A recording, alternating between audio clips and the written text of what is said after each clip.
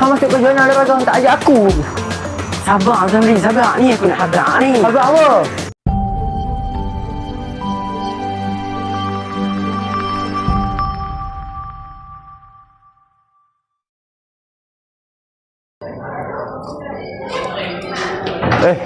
Apa dia ni? Kejohanan olahraga sekolah. Nazrul join ni. Dia tak ajak aku pun. Ish, tak payah jadi ni.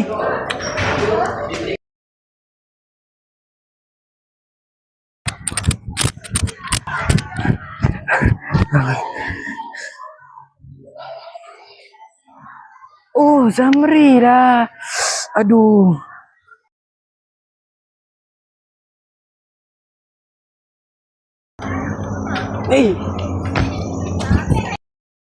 Kau masuk ke zona lepas kau tak ajak aku.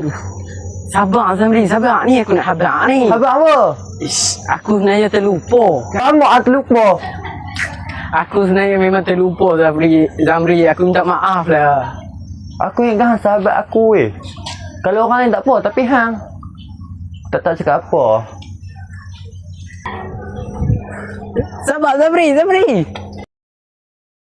Awak aku buat macam tu kat Nazrul tadi lah.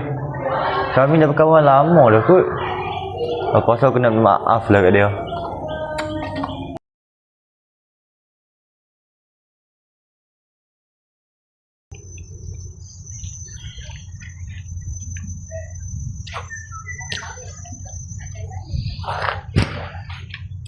Nas, aku nak minta maaf tu kan.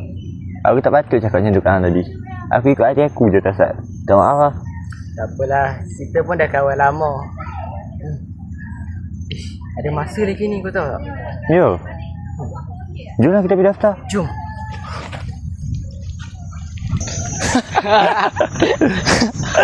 Gila itu.